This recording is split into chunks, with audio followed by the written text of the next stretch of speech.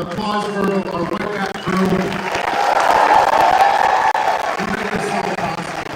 Thank you for coming. Again, I said this at the beginning, I'm still biased. I think this is our best year yet. I'm very proud of it. So thank you for everybody who was part of making this event, and you guys, of course, for coming out.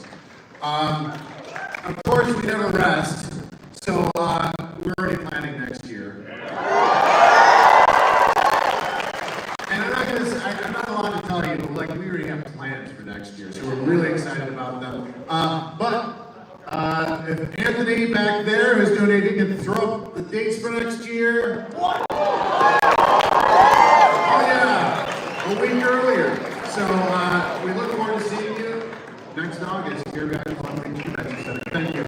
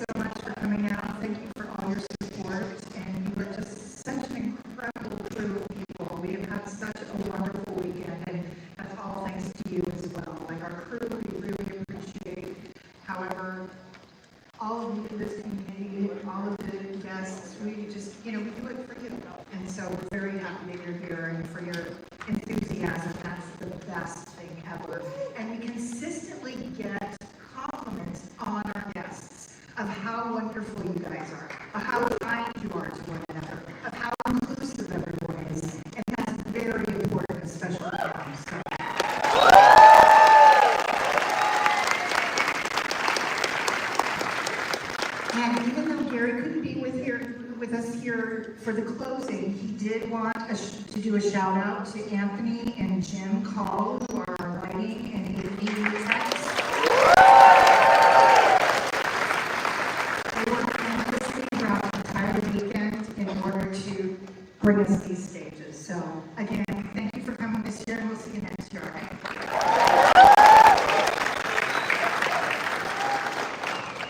8 years ago, we made a pact with you. So I ask you, Long Beach, did we do you proud? How about those vendors? How about the panel presentation? How about that call on shadows? Shout out thanks to Cameron McGinnis, who made everything fit in the Hall of Shadows this year. That was an unbelievable task. A huge shout out to all the hunters in there. We asked the impossible of them, and this year they delivered the impossible. Special thanks to Randall Menjivar. He is the guy that records all the intros for us. Thank you, Menji. Happy 18th birthday to our boy Elijah. And thank all of you. What an amazing weekend. We don't exist without you. Thank you so much. We'll be back, but for now, we're just about ready to land this plane. Are you ready to go to Universal Church? I need a man over here. Are you ready for Universal? I need Ireland to hear you. Are you ready for Universal? Thank you, Midsummer Scream.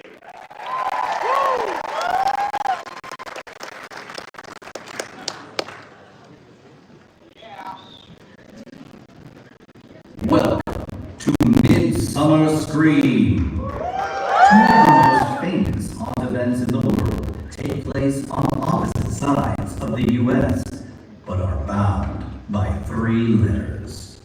H, H, N. From year to year, they are both unique in their own right, earning them undying coast-to-coast love and admiration from their fans. And just as unique as each event is, so are the visionary creatives behind their production. One of them has come from the heart of Central Florida, and the other has crossed the ocean from his home in Ireland to be here. Please, welcome to the stage, Universal's own Titans of Terror, creative director and executive producer of Halloween Horror Nights Hollywood, John Murray.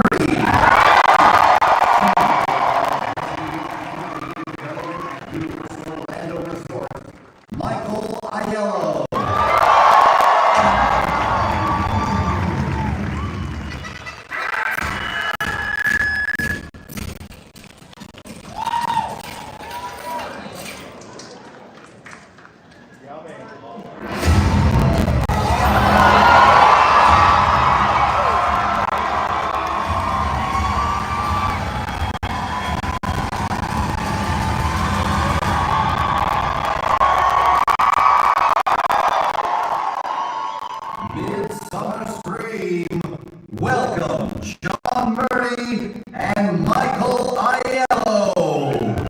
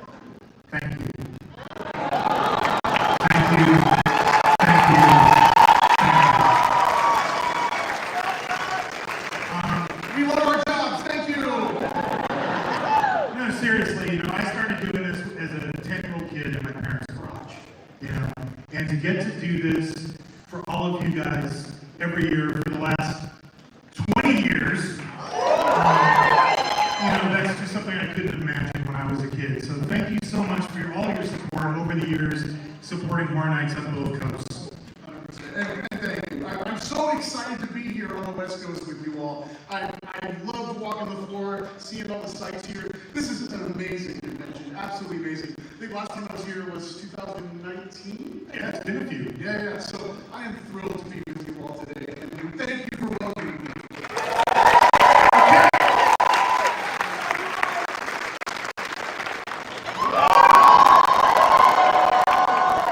What's this mean? What is this? Oh, this is how this goes. Yeah. You know how this goes, right? By the pricking of my thumb, something wicked this way comes! Damn. You got anything? Nope.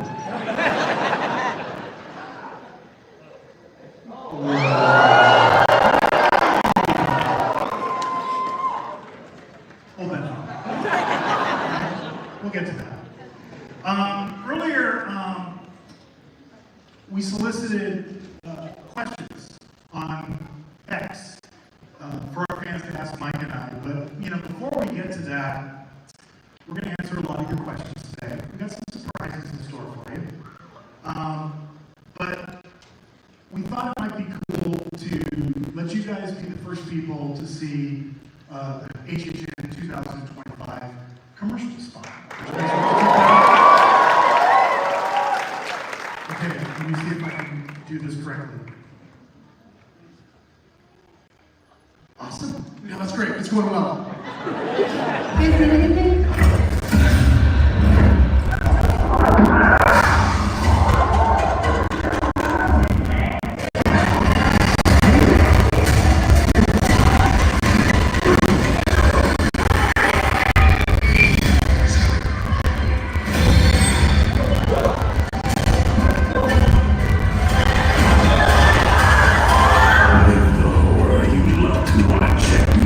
Halloween Horror Nights.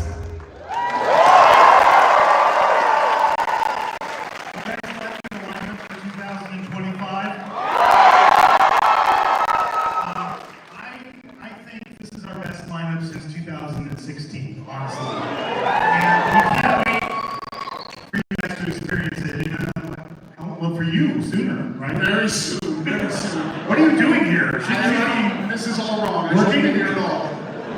when do you guys open, seriously? 29th is officially the opening night in Atlanta. And September 4th for us. So, we're going to start this off. We wanted to answer some of the fans' questions that they put on X. So it's Q&A time. Let's start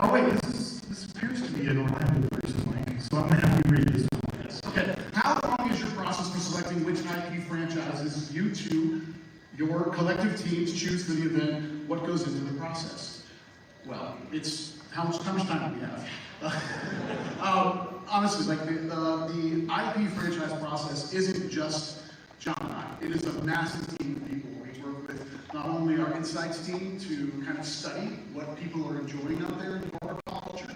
We look to our marketing teams to help inform us of what's out there and available. We have an amazing team that, along with John and I, approaching certain studios and individuals to seek out if they're interested in working with us. We also have IPs that come to us. Yeah, all the time. So we actually start that process in like March. So like March of this year, Mike and I and a bunch of us would sit down in a room and start thinking about, okay, what do we want to do for HHN 2026?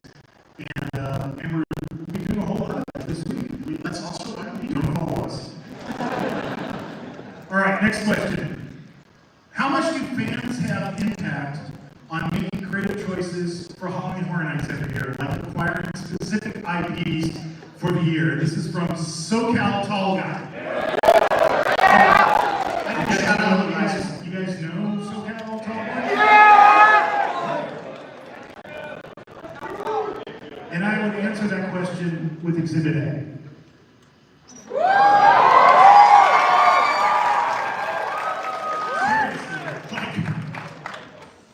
Ever since the first Terrifier film came out, we've been keeping an eye on this franchise. And I don't know for you, Mike, but for me, like, I judge it by the t-shirts that people wear to like events like Midsummer Scream and also, of course, Halloween Horror Nights. And I noticed after the first Terrifier came out, I was like, oh, cool, what's that? You know, I was checking out people wearing Murphy Clown t-shirts. And then when the second movie came out, there's a lot more of you. And then last Halloween, I was like, oh yeah, this is the time. And the same thing's true of Five Nights at Freddy's. So for years, our fans have been asking for this franchise. So honestly, this is for you guys.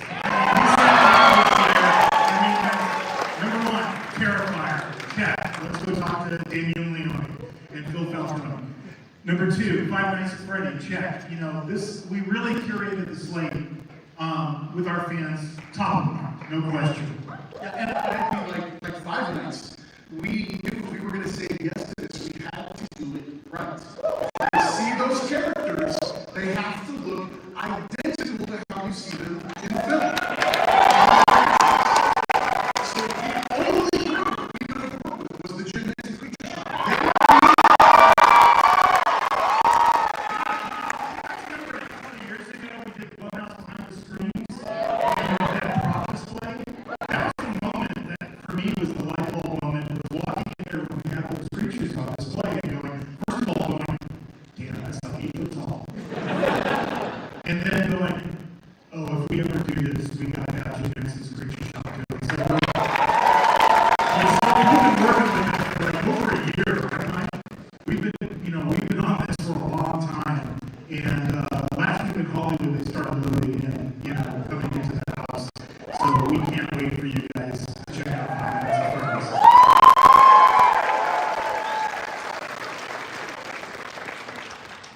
All right, you want to take this one? Yeah, sure. Do you struggle to bridge the gap between pleasing old school classical horror fans and younger game-friendly fans when choosing this year's HHN houses? And that's from Blue Fire Dr. 44. I just have one question, Josh. Was Blue Flyer Dr. 43 taken? Are they here? Well, then we'll never know. Exhibit B.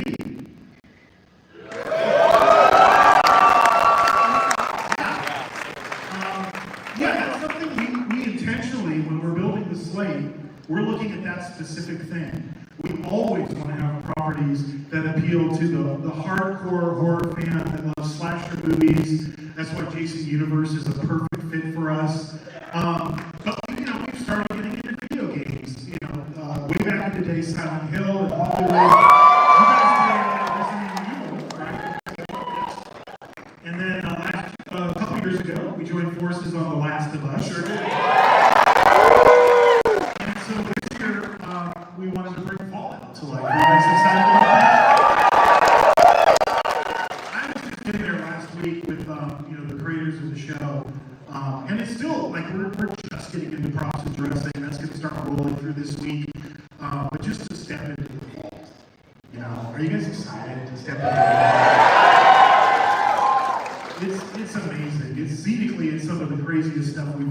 to do, but it's going to be incredible. Well, and it checks all the boxes that we need for what we feel will be a great haunted house. It has diversity environments. You've got the fallout shelters, you've got the wasteland, diversity in characters. We've just installed the T60s into the house just this week. And I said T60s. Ours are in the mail. Ours are coming. But again, it checks all of those boxes. And also, honestly, like being able to work with Amazon for the first time. We've never really partnered with them before. So we've got a new company that we can collaborate with, which is really exciting. All right, next question. Has any of Universal Orlando's Halloween Horror Nights icons ever been to Universal Studio Hollywood's Halloween Horror Nights? And this is from Sergio Torres, AR7. Time for a short history lesson. Take out your notepads, everyone. Here we It's go. a tradition. We might as well get into this. Yeah, the answer is yes. Way back, the first year I did Horror Nights in Hollywood, in 2006, we featured the director. Yeah. Anybody here that like saw that event in 2006? Oh wow. Okay, I'll tell you a quick little funny story. So we wanted to film some stuff with the director, kind of like viral, like, you know, well, it was before viral videos really in 2006. We wanted to shoot something from the tram POV, so I put a camera crew on the tram. And I got a good friend of mine who was the lead singer in a band at the time called the Graveyard Farmers. And I said, hey, just, you know, over by kind of like the Bates Motel, this kind of wilderness area in the back lot. I'm like, hey, just when the tram goes by, just come walking out of the woods, you know, dragging a body. But I didn't tell him what I was doing. Don't recommend that. And we also featured Jack the Clown. He was the icon in 2007. Bit of trivia, by the way, Okay. on the director. His name changed when he came to Hollywood. It did. It did. He was Paulo in Orlando, and he was Pavel in Hollywood. Yeah. And then he was Billy in Singapore, I think. Yeah. So he's apparently an anonymous individual who just goes around the world changing his name. He's got, Well, if you did what he did, you have to change your name. You wouldn't want the authorities after you. right. Oh, okay. Will Hollywood Harry get more lore and one day meet Orlando's icon, Jack the Clown? And this is from Egyptian Horror 9. If no one heard that, he says, "Bring chance." Yeah. It's time for a slightly longer history lesson. More lore. How much lore do you want? Okay, well, let's really quickly go through the lore for Hollywood Harry, okay? I'm interested. Okay, well, this is how he came to be. He started at Universal hosting a kids' TV show called Kudos Carnival. His real name is Harold Kapowitz, and that was in 1958. As, you know, this is the proof right here. And then in 1964, he got asked, you know, that was the year we started the studio tour. And that was kind of the beginning of Universal Studios Hollywood as a theme park. And he became the mascot for the Universal City Studios tour. And there you can see him out there on Lancashire in front of the Universal sign. And there he is on the tram.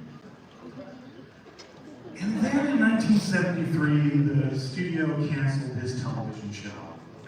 I love that they actually got a photo of him reacting to that. Yeah.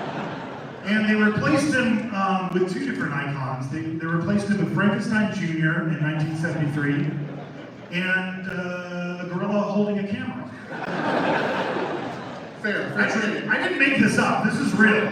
This is really like, I was a little kid. I first came to Universal in 1972 with my family, you know, and Frankenstein Jr. was the icon of Universal Studios Hollywood and a gorilla holding a camera. I see new icon. Think of the possibilities. And so he just kind of hung around the front main gate of the park, kind of like those people that hang out in front of Roman's Chinese Theater, you know, trying to charge people for autographs. And this went on through the 70s and into the early 90s. But then he started getting all sketchy. And eventually security asked him to leave the property in 1993. But he didn't leave. He just went up into the hills that surround the Universal backlot. and he's been living there ever since. In 1998, people started noticing him on the studio tour and started taking pictures of him just wandering around the back lot next to the Psycho House.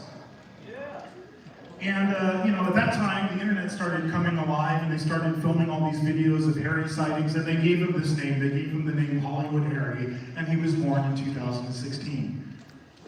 He hasn't been back for a while. Should he come back? Yeah! Should Jack the Clown come back? Yeah! I'll file that away. All right, Mike, you take this question.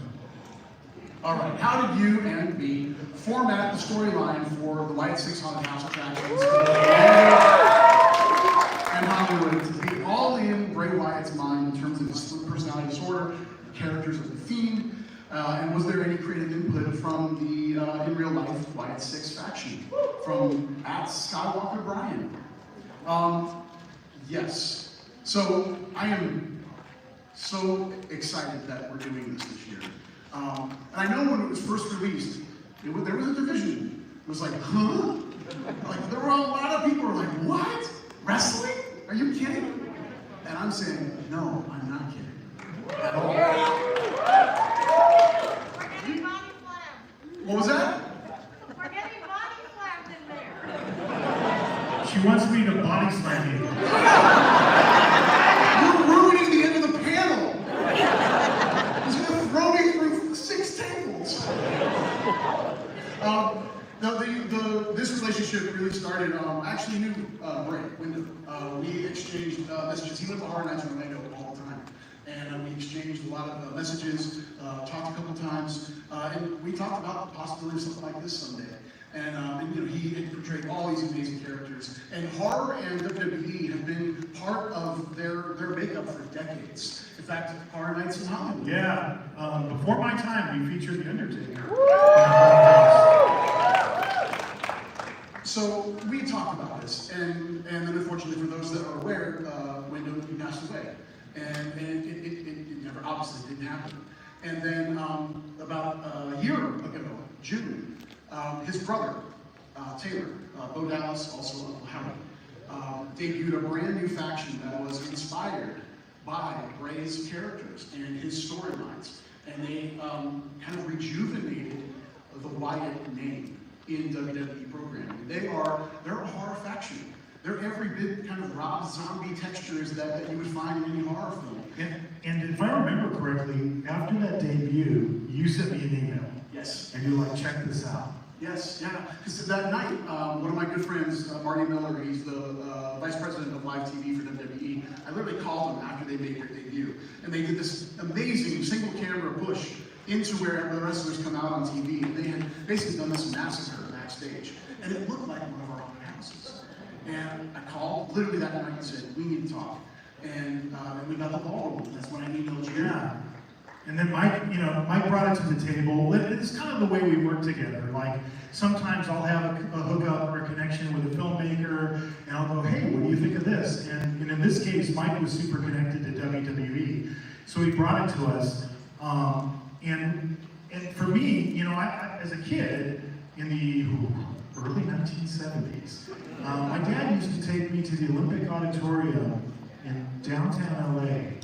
You know what I'm talking about? I think it's a church now. But that's where wrestling was held. And this was back in the days when, it wasn't what it is today. It was like Freddie Blassie, John Tolis, Man Mountain Mike, Bill Moskeris, Haystack Calhoun. It was that era of wrestling. And my dad would, I think this is right next to Skid Row, if I'm not mistaken. Like, I don't know why my father took us there, but that was my earliest exposure to wrestling. But I needed to learn a lot. So I literally watched YouTube videos, which I often do, pretty much the entire history of Bray Wyatt's arc in WWE from the Wyatt family all the way through, and then the Wyatt 6, like watched every single wrestling match, every single promo, and by the time I was done, I had such an appreciation for the genius of Bray Wyatt.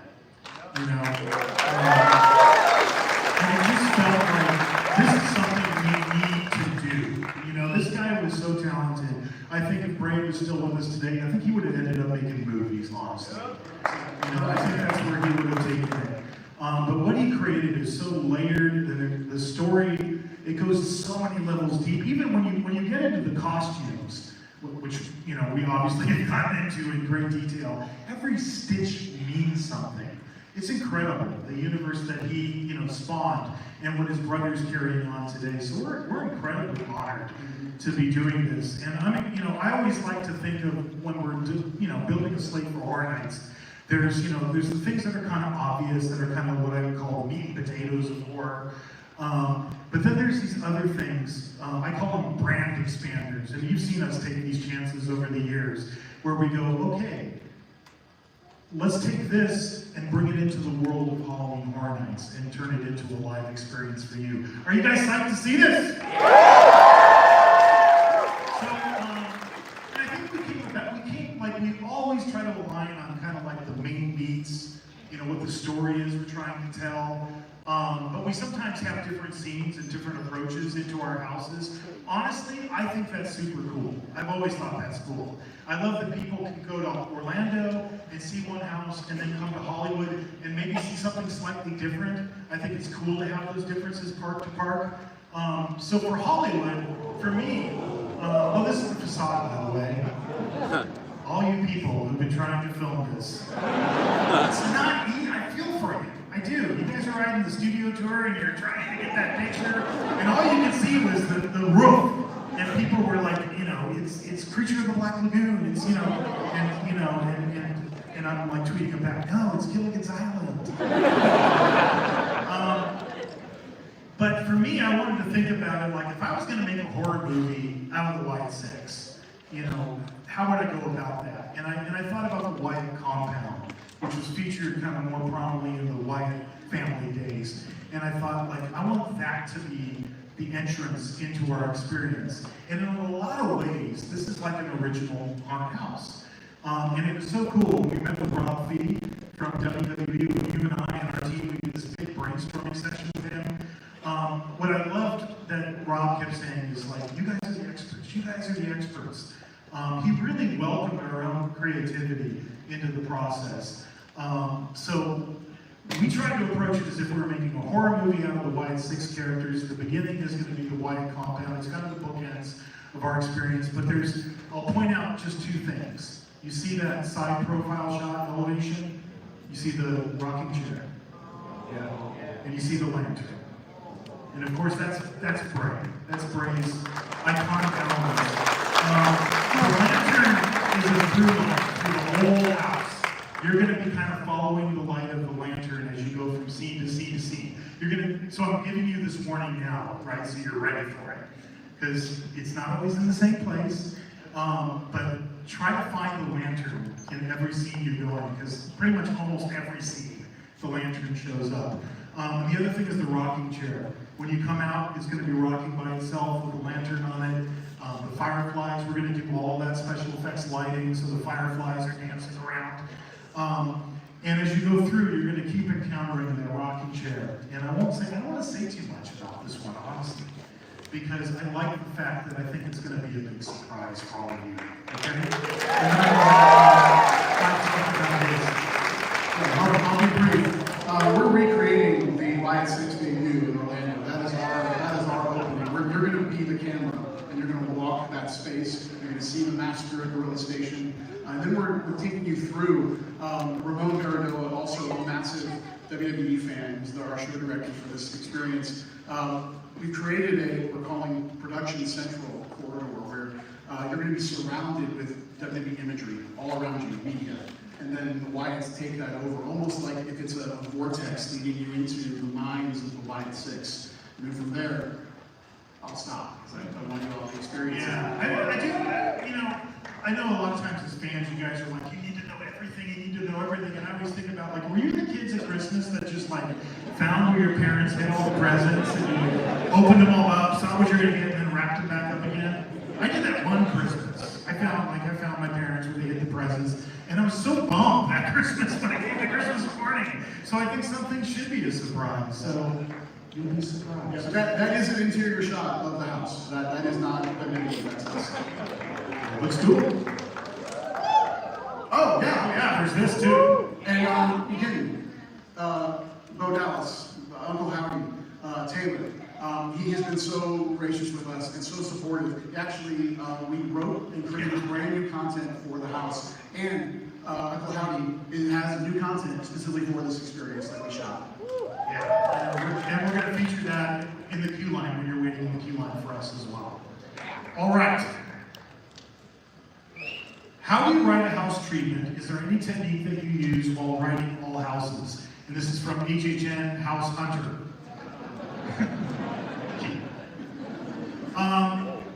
This is from our original house. This is from Monstros 3. I always try to explain it to you guys. I'm just going to throw up 2 pages just to give you an idea.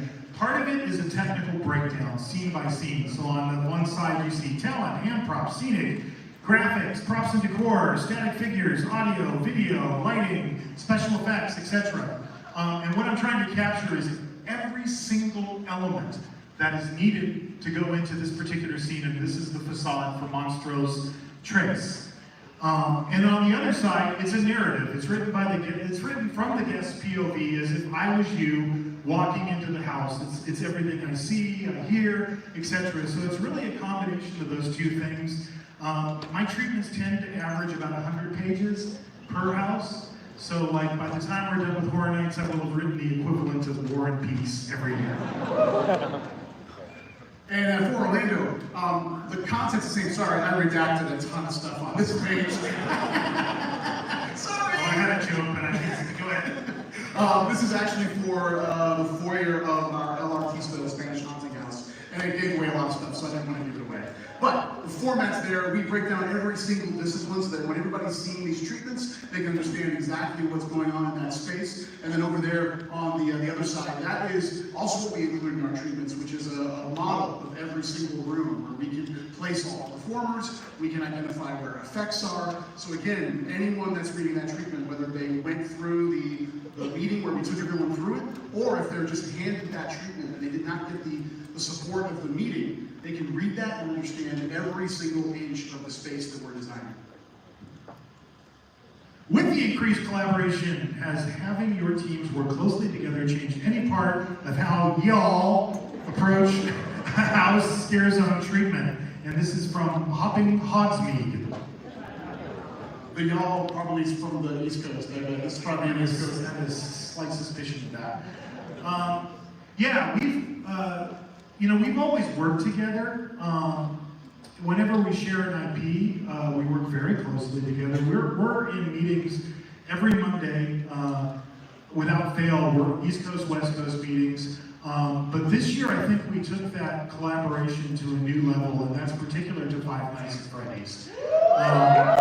Sometimes we have houses where it's a little different, East Coast to West Coast. This house is pretty darn close to the same experience coast to coast. About 99.9%. Yeah, and it's really just the physical spaces that make it different.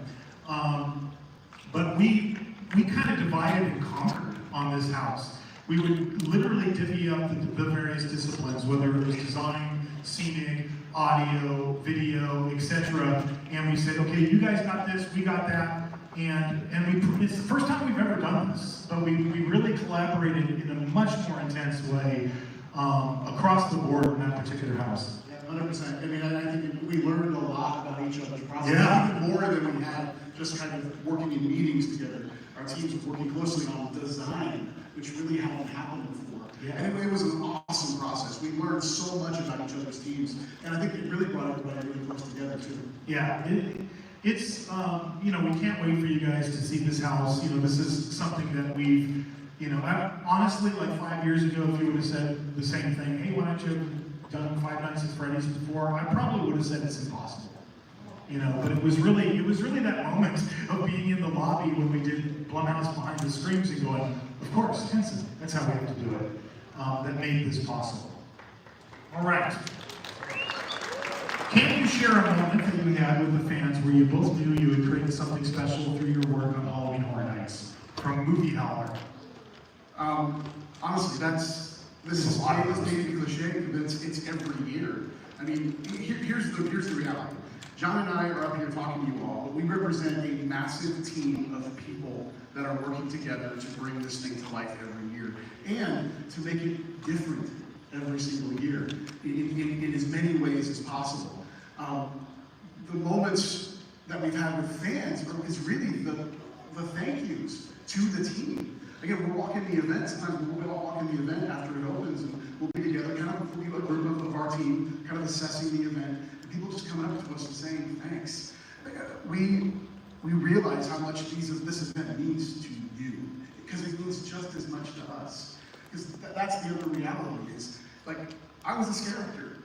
Most of our team grew up in the event, and we're now helping to create the event, and that means so much to us. To be able to do that, to bring you something that you can escape to every single year. Because I think that's really what this event is about, is we all want to escape to some place that is that warm blanket. And for many of us, all of us in this room at this convention, horror is that warm blanket.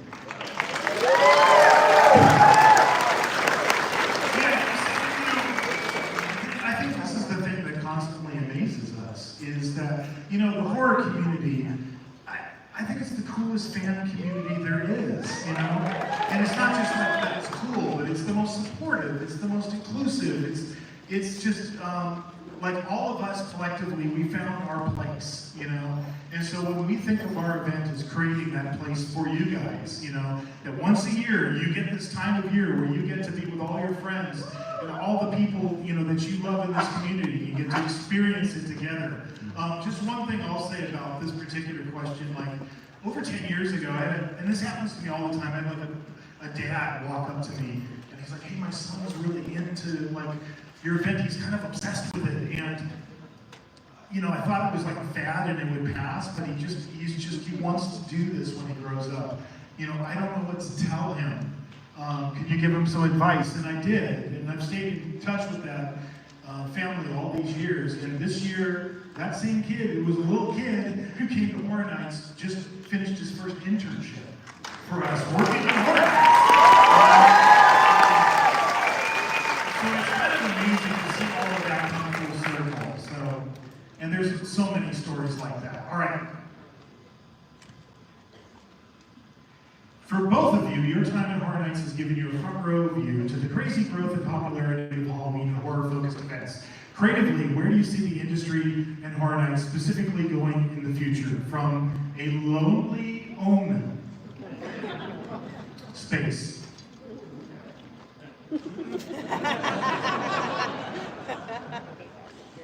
Yeah? Sure, why not? Space station is just sitting there. I mean, it should have a haunt on it, don't you think? I don't know, where do you see this going? I think it's actually happening already. I mean, we just soft opened Horror Unleashed in Vegas. If you just asked any one of us if 10 years ago if there would be a 365 home for horror with Universal's name on it, I would have said no way. And there it is in Vegas. And that's really cool. That's really cool. And it's a whole different experience. It's a whole different thing than what Horror Nights is. And that was important about that Vegas experience. It gives you a taste, it gives you a flavor, but we also want it to be unique, just like we want our Horror Nights events to be unique. That's very important for that application. And, on the East Coast, Epic, now has an entire Universal Monsters brand.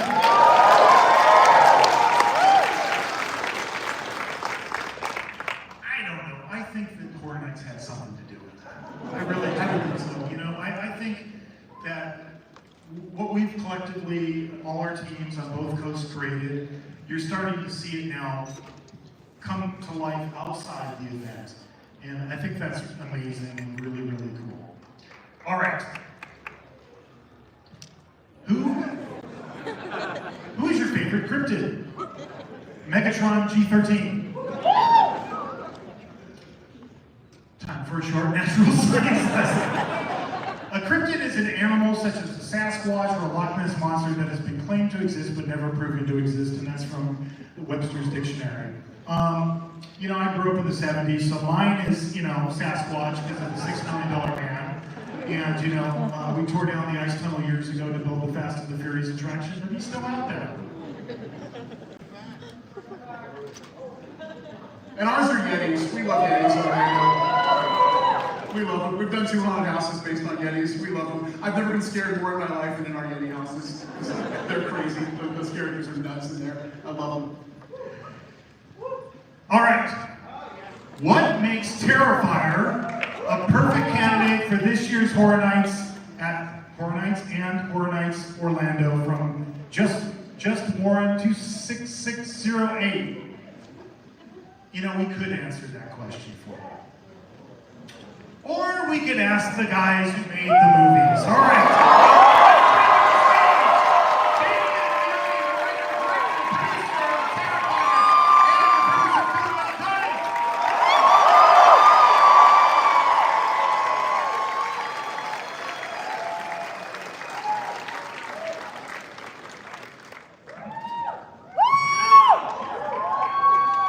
What's up, everybody?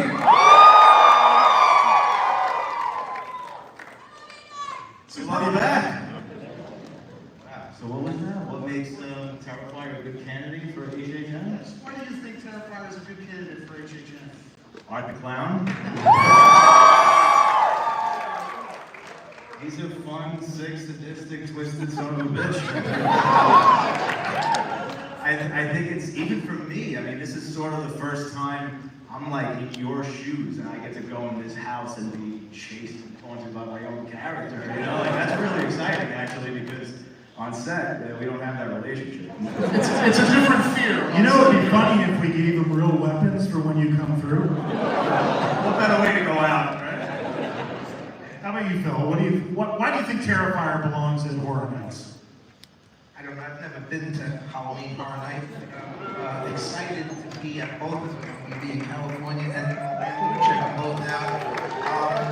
As Damien has mentioned, we are on the other side of the camera, so we don't get to see it this time. We're going to live it, and I already told them I want to experience it. And I've never done a horror house. He said, oh boy. He said, I hope I don't shit my pants in there. We'll hook you up, Phil. All right, well, what we're going to do now, since we have the guys who made the Terrifier movies, is we're going to do a little bit of a deep dive into Terrifier. Is that all right? Do we have Terrifier fans in the audience?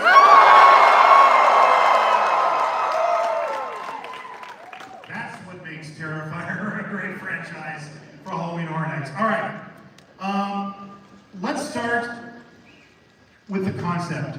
You know, the first thing we did is we all kind of got together and we talked. And, you know, Mike and I, we both gravitated towards this, which is the Funhouse from Terrifier 2.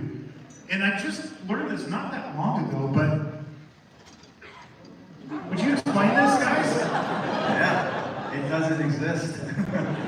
Yeah, so in Terrifier 2 you see this, and we did not have the money to build an actual scale facade. So I'm a fan of like really old school techniques that they don't really use anymore, so I wanted to use sort of a miniature force perspective approach to doing this. So we really just built like a 3 by 2 foot facade, and then we used some digital effects to map it into, you know, like with background plates. And it worked pretty cool. And I wish I could really get my hands on the actual facade now that they built. This is the first time I'm ever seeing one in reality, which is so freaking cool. Very surreal. It would be funny if we did that.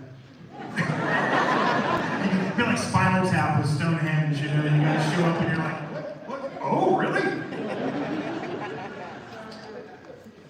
So, here's the facade, by the way. For all of you, and I know you've seen this because you've retweeted it, but like, people ride the studio tour at our park all the time just so they can try to get a picture of this facade.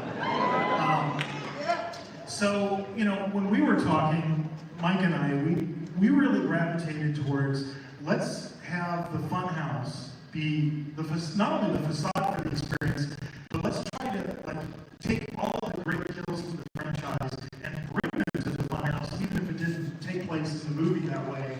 And that was kind of like our, I think, Mike, is it fair to say that was like our first big idea for how we were going to attack this? Absolutely. It was really, we place the guests in an environment completely of art's creation, and then house those kills within it. And what would that be like? That was the mission. It was kind of like Art was showing off his works of, pun intended, art, for the guests, is kind of another way to look at it. So, there it is. Just took that picture not too long ago. And what we're doing now, we're adding all the scrub grass and the drying plants and all of that stuff. But that's the Terrifier facade, and just to highlight a couple of things. When you're waiting out front, it's going to be the Terrifier theme music, and then you're going to hear like a radio. I'm talking about Hollywood. You're going to hear the radio station kind of changing channels, static. Hear a little blip of, the Clown Cafe theme song, and then it's going to land on a news report, and it's going to say, police are on the lookout for a tall, thin man wearing a black and white clown costume and carrying a large garbage bag. And while this news report is going on, there's two doors. The clown head door is the door you're going to be going through. But Art is going to appear standing behind that door, and then he's going to open the gate. And then he's going to come out. And I gave him another gate in the fence, so he can get real up close and personal with all of you.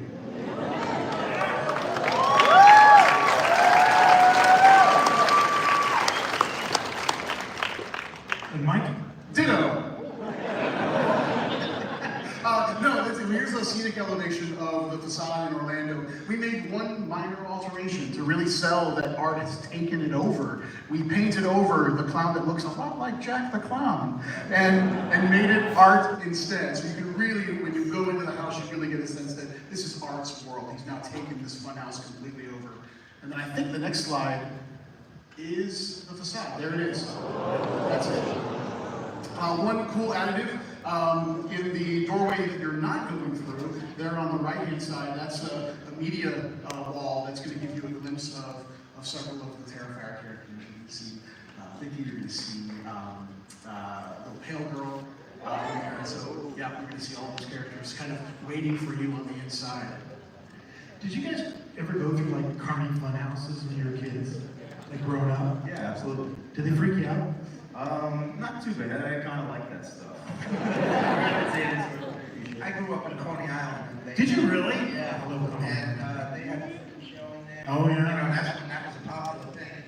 We used to see it, you'd be walking down the street and you'd see people with, weird looks on them.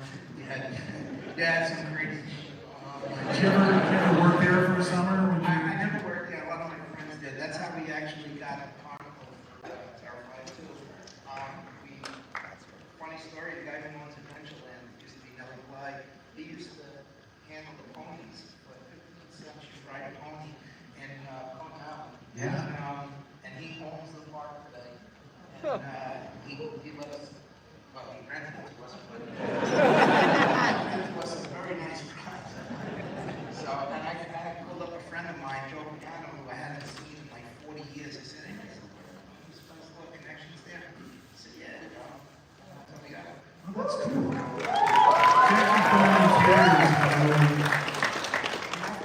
Not the interiors. We shot the exterior carnivals in Okay. Nelly Bly, and then we shot the interiors in Frank Fright and I Factory. did. It's a haunted house. Oh, yeah, totally. Yeah. And he's a great guy too. Yeah. Let's talk about the characters.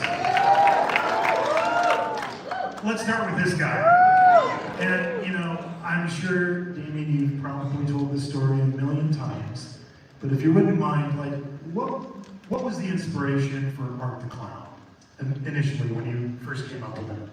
Just making a short film, and I wanted to put a bunch of horror, sort of, classic cliche characters in this short film that I could use as a calling card, and I wanted to see if I could do anything interesting with them and put my own spin, and I wanted to try and do something different with a killer clown. And when I was designing him, I said, he can't be anything like Tim Curry's Pennywise.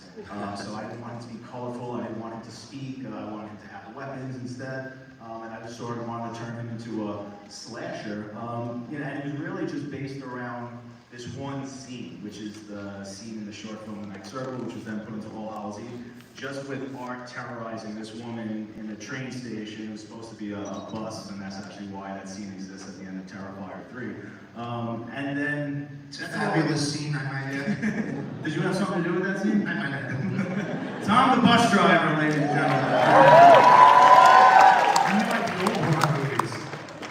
Yeah.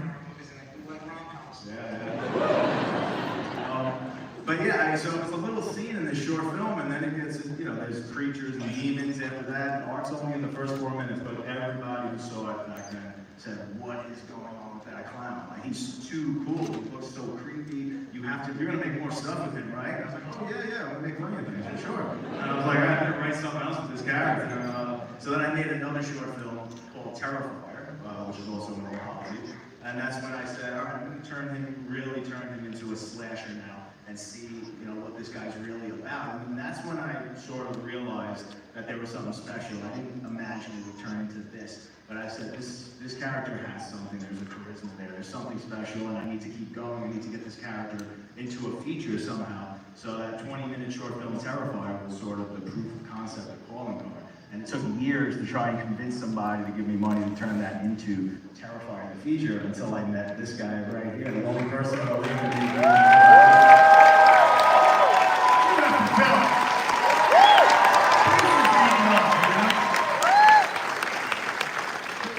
You both have done something that many have tried over the last few decades that have not been able to do, which is create the next generation of slasher icons. And Art is a slasher icon now.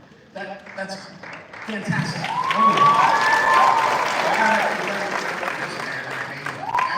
That's a creation, and like I said many times, even many days here, I'm not from the horror world, but when I saw this clown, I was like, first of all, when he first mentioned the clown,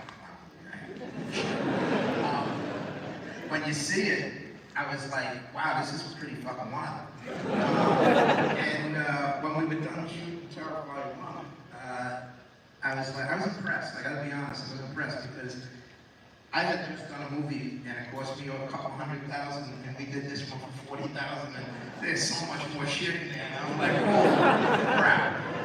I said, I pissed away a lot of money on my bill. Well, truthfully, I mean, if The house was more expensive, just so you know. I mean, if this works, the truth is, it's because it's all coming from a very genuine, organic place, from a diehard horror fan, and I've been one since I'm literally 3 years old. I've been watching these movies and idolizing characters like Freddy, Jason, Michael Myers, literally since I'm 3. So hopefully there's just something instinctual after I've consumed so much of that. I mean, this is really what I birthed out. I mean, so that's a big part of it. And then obviously David, who, you know, has just brings such a I have a question for the producer. How did you guys find David? Was it like, did he just come to an audition, or was it? Well, we were looking for a new Dave, a new Art. Now we're looking for a new Dave. We were looking for a new Art, and the person we had that we did the teaser with, he couldn't deal with the lenses. Yeah, most people don't know that. Before we hired Dave, we had another actor. We shot a teaser for it, and this was after Mike Gianelli, because Mike Gianelli was the original Art the Clown on the short film called Hallow's Eve, but then he just didn't want to act anymore, so I had to replace him. And there was someone else that I'd been working with, and I was like, I think this guy could do a good job playing Art. And we filmed this teaser, but he has these like really bright, striking blue eyes, and I said, that doesn't work with this character. You need to wear these black lenses, and we put the lenses in for the teaser, but they irritated his eyes so much, and he was like, I don't really want to keep go on playing this character wearing these lenses. I was like, okay, so we got to start again. And I said, let's hold an audition. We put it online, and then we rented an office in Manhattan, and we had people come in. And David, said this many times, David was like the 6th person to come into the room, and as soon as I saw him physically, I was like, this is the guy. I'm like, please let this guy not just, be a raving lunatic or something. I'll tell you, he doesn't have to do anything. He just looks so perfect, and especially I was looking for somebody thinner now, because the way I sculpted Art's face, he's sculpted to look kind of like a zombie. So I was like, he's gonna be great. And then Dave didn't have any size or anything. He just knew he was coming for a killer clown role. And he said, well, what do I do? And I said, I don't have any lines. I said, no lines. I said, I just need to see you decapitate somebody. Have a very fun time doing it. Do it very gleefully. And then you can see his audition online. He's like, okay. And then he just flips the switch and he goes into almost like what you see as Art the Clown right now. It's almost like that. Yeah. Like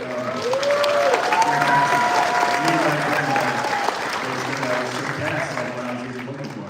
And it was just Phil and I in the room, and then he left. And I turned to Phil and I said, are we really looking for anything else? I was like, that's the guy. So let's bring him back, put the makeup on him, and have him do this all over again. We basically shut down the audition right there, and that was it. Yeah.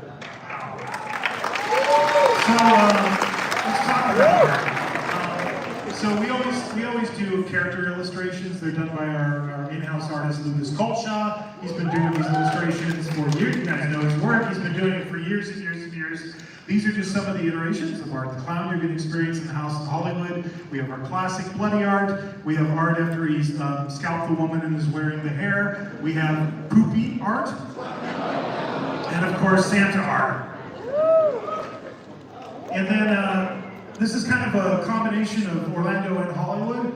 But Mike, did you have anything on that? No, I was just going to say that it really is about the multiple ways we need to bring this character to life for a house that has to run, the number of nights it has to run. You've got prosthetic versions, you've got mask versions.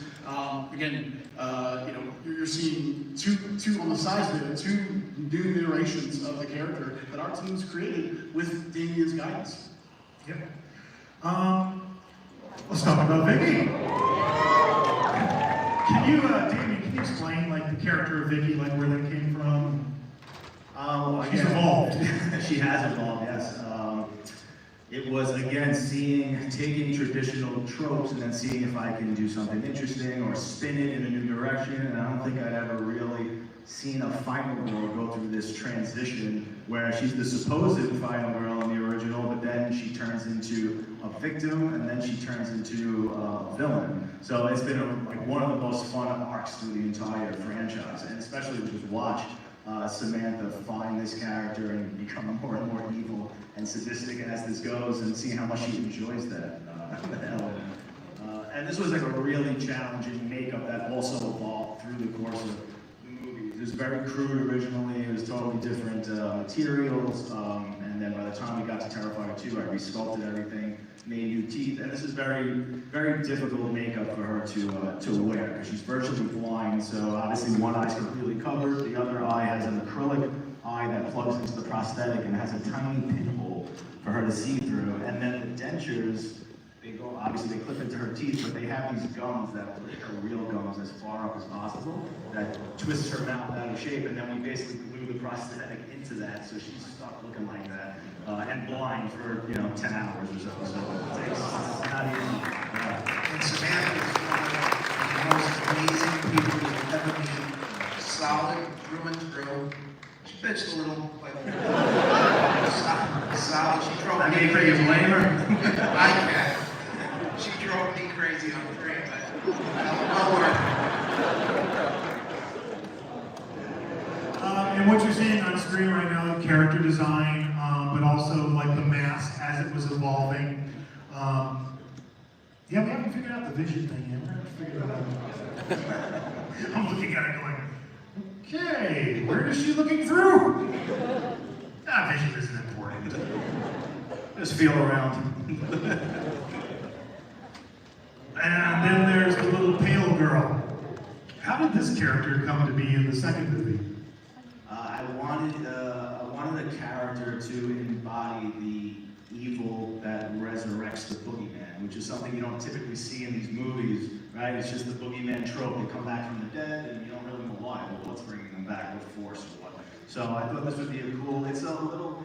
I mean, the reason why it's this little creepy girl is actually based on this old short Fellini film from Edgar Allan Poe, the anthology movie.